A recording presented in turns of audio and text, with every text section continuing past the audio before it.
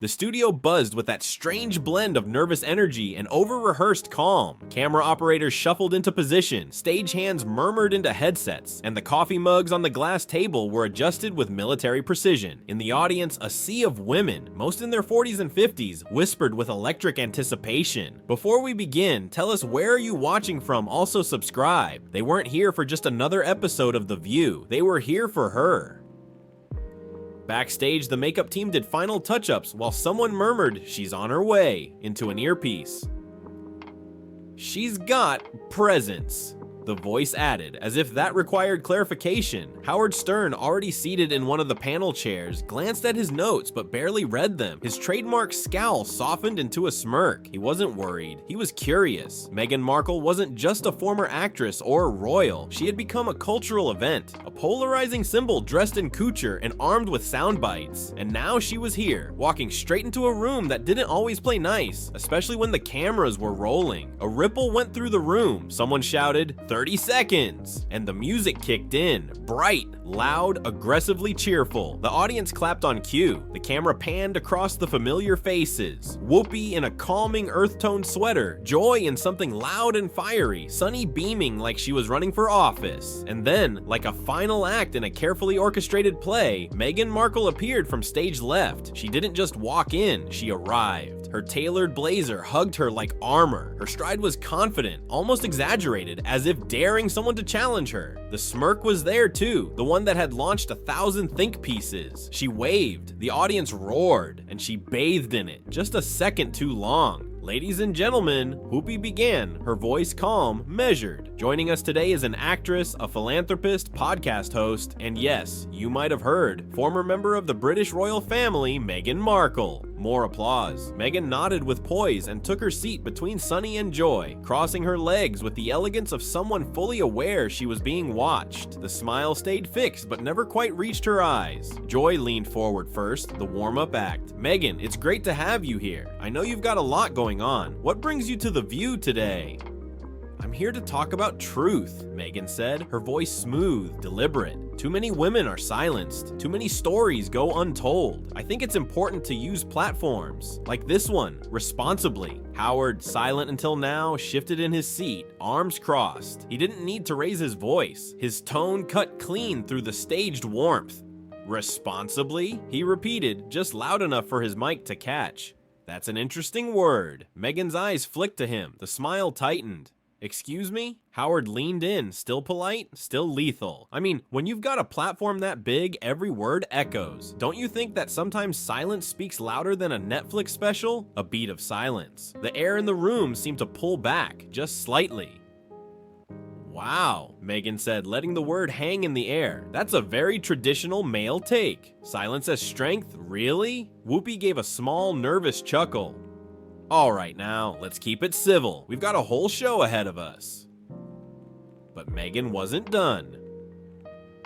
"You know, Howard," she said sweetly with the slightest tilt of her head, "you've made a career saying anything and everything, no matter how crude or damaging, so it's interesting to hear you talk about restraint and responsibility." The audience gave a collective, "Ooh." Howard didn't blink.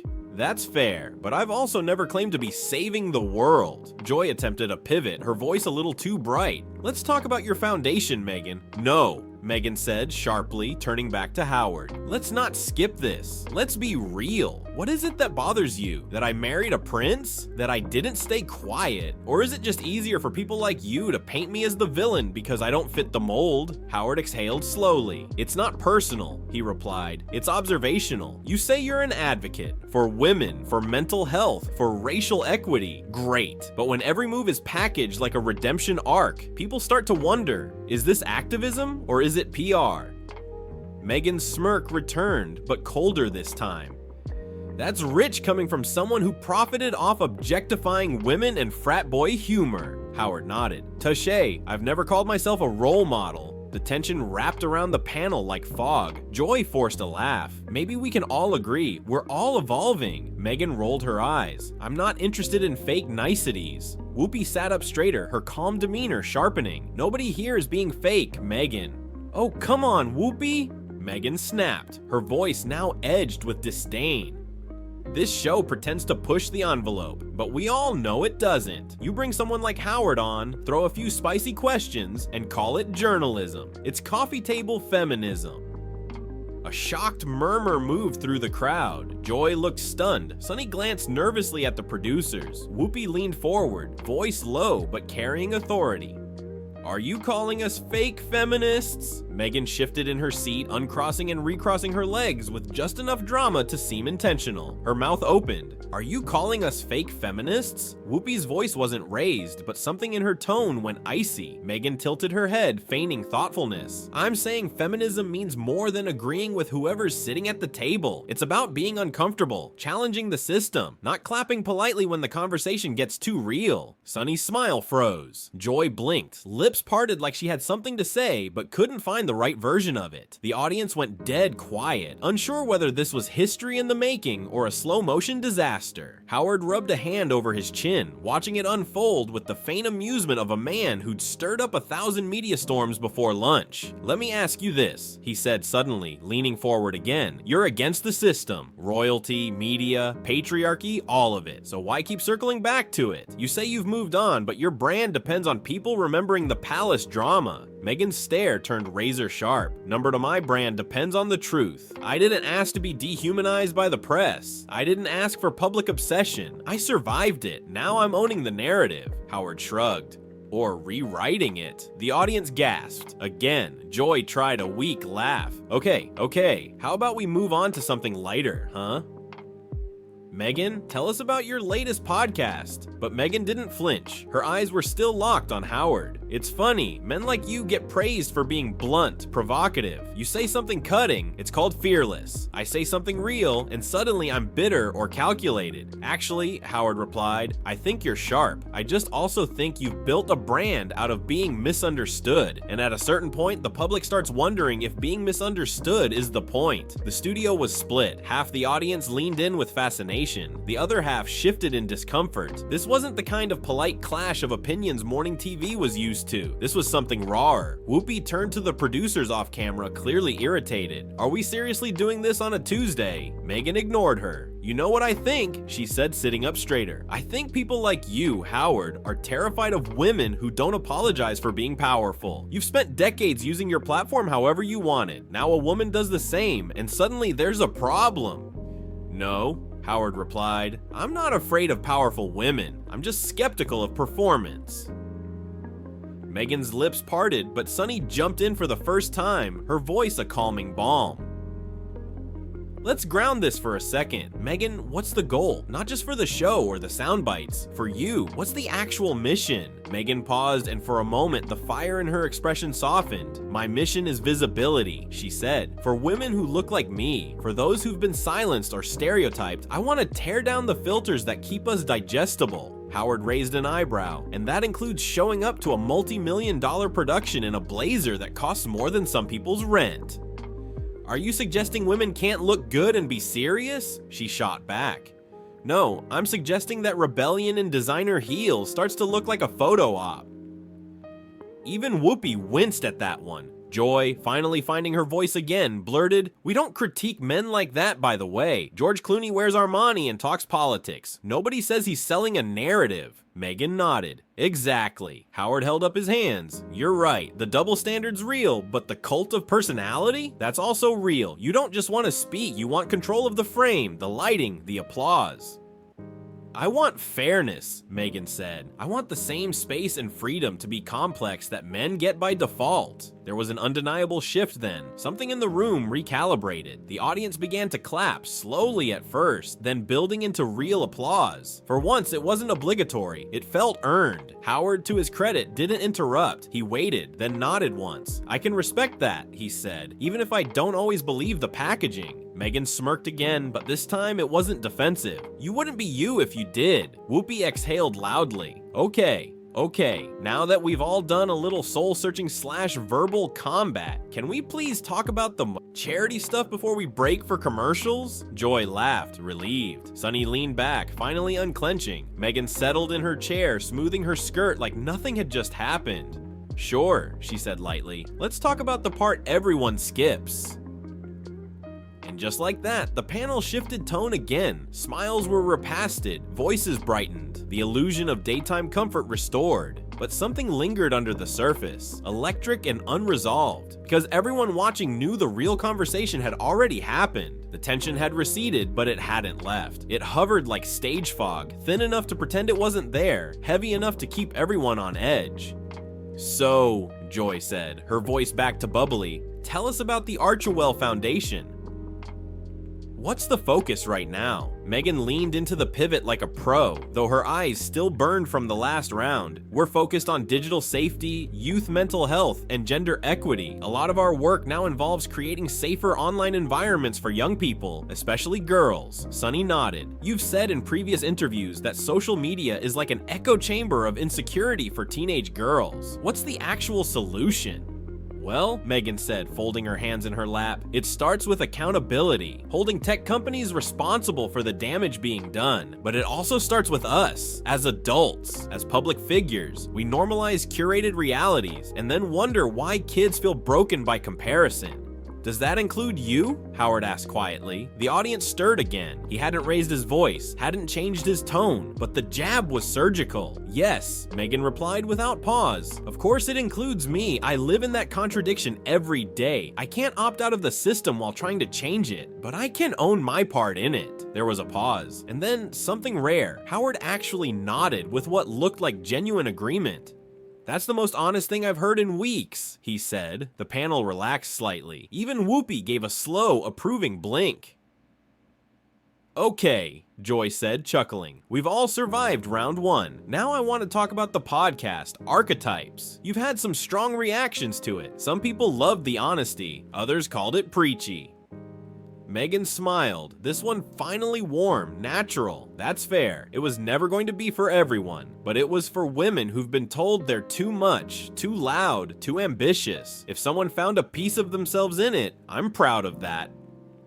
"Can we talk about the episode with Mariah Carey?" Sunny asked. "That one got a lot of buzz." Meghan laughed. "Oh yes, when Mariah called me a diva, that was humbling." "She meant it as a compliment," Joy said. "I know," Meghan said, "but it triggered something. I've been called worse, obviously, but hearing it from someone I admired made me realize how deeply we internalize those labels. It's not just about the word, it's about how women are boxed in. If you're confident, you're arrogant. If you're soft, you're weak. If you're strategic, you're manipulative." Howard leaned in again, but this time not to attack. "And you don't think that sometimes that perception is earned?" She met his gaze. "Sometimes, yes, but the difference is men get the benefit of the doubt. Women get the headline." That line landed hard. Even the studio crew stopped to listen. "Truth," Whoopi murmured. "Let me ask you this," Sunny said. "Do you feel freer now, after everything?" Meghan hesitated. For the first time, she looked like she wasn't sure how to answer. "In some ways," she said slowly, "I've never been more visible, and that's a kind of power. But freedom? That's more complicated. There's a cost to everything. The moment you speak up, people start measuring your worth in backlash. Does it ever feel like you traded one palace for another?" Howard asked. Meghan blinked, visibly caught off guard by the framing. Then she smiled, but not defensively, more like someone who appreciated the cut of a good question. "Sometimes, yes," she admitted, "but at least this one didn't come with centuries of silence." That line got the biggest applause yet, and not the polite kind. The audience was genuinely stirred. Meghan sat back, the rhythm of the show finally bending to her instead of the other way around. Joy glanced at the producers. A wrap-up was coming soon, but she looked reluctant to cut it short. "You've said before that your story isn't just about race or royalty or the media," she said. "It's about agency, about choosing your voice. What would you say to young women trying to figure out who they are when the world wants to tell them what they should be?" Meghan turned toward the camera, not the panel, not Howard, but directly into the lens, like she was finally speaking to the only audience that mattered. "I'd say, don't wait for permission, don't shrink yourself to fit someone else's expectations, and don't let anyone guilt you for outgrowing the version of yourself that made them comfortable." There was a beat of silence. Even Howard stayed quiet. Then a burst of applause. Louder this time. Real, sustained. Whoopi leaned back, a small smile tugging at her mouth. "Well, damn," Joy laughed. "I guess that's the quote that'll end up on Instagram." Meghan chuckled. As long as it doesn't get chopped into a meme about gratitude and crystals, I'm fine with it. That got a laugh from the whole panel, including Howard, surprisingly. The tension finally seemed to dissolve for real, not because anything had been resolved, but because everyone had stopped pretending it needed to be. "Stick around," Whoopi said to the camera. "We've got more with Meghan after the break. Maybe something less likely to get us canceled." Meghan smiled, leaned back in her chair, and took a breath. Off camera, producers waved at the countdown, lights dimmed, the screen cut to commercial, and backstage someone whispered, "That was good TV." They were wrong. It was something bigger. The studio lights cooled during the break, leaving behind a dim glow and a room still vibrating from the segment that had just unfolded. Makeup artists rushed in with blotting paper and fresh powder, but even they were quieter than usual. No one dared speak louder than a whisper. The energy had shifted. Meghan stood slowly, stretching her legs, blazer still crisp and perfectly set. She didn't touch up her makeup. She didn't need to. The cameras had captured what they needed, and she knew exactly how it had played. Howard was already halfway out of his chair, sipping water and looking amused, not smug. When he glanced over at Meghan, it wasn't with hostility, it was with the faintest glint of respect, a veteran recognizing a fellow survivor of the spotlight. "You're tougher than you let on," he said casually, stepping a little closer. Meghan didn't turn to him right away. She adjusted the gold pin on her lapel, then finally looked up. "I let on exactly as much as I want to," Howard grinned. "Yeah, that tracks." A silence stretched between them, not tense, just strange. Then Howard said, "I meant what I said." The honesty, about contradiction, that was solid. Most people in your position wouldn't touch that. "Most people in your position wouldn't admit they've been wrong either," she countered. "Touché," he said.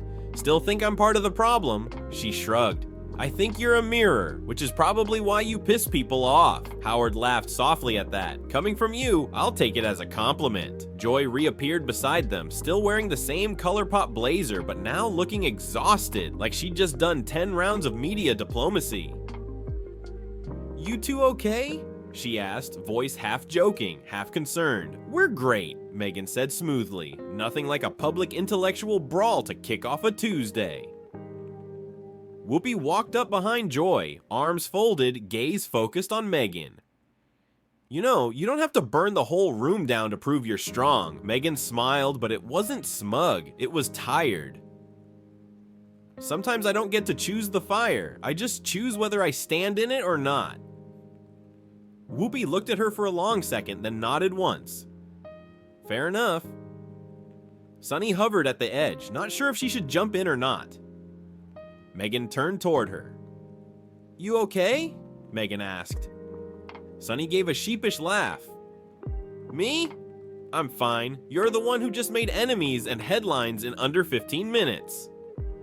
"That's not new," Meghan replied. "It's just televised now." A stage manager called 5 minutes to return. Joy drifted back to the desk. Howard returned to his seat with a theatrical sigh. Whoopi followed, muttering something about needing tea stronger than her usual chamomile. Meghan stayed standing for a moment longer, watching the room reset. The audience was reassembling, makeup touch-ups were finishing, and the lights were warming up again. The machine kept turning, the script moved on, but something had shifted, and she felt it. A younger woman approached her quietly, an intern maybe, nervous, clutching a clipboard, trying to look invisible, but her voice trembled when she spoke.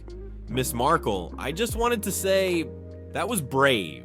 What you said about not shrinking." Meghan's eyes softened just for a flicker. "Thank you, that means a lot." The woman smiled and walked off quickly, disappearing into the chaos. Meghan exhaled slowly. She rolled her shoulders back, adjusted her collar, and walked back toward the desk like a woman walking into battle. Not because she wanted to, but because someone had to. The music kicked in again. The lights blazed bright. The audience clapped. Meghan took her seat, her smirk gone now, replaced by something calmer. Focused, certain, Whoopi launched into the next segment, a lighter topic this time. Joy cracked a joke about celebrity pets. If you like this video, then subscribe.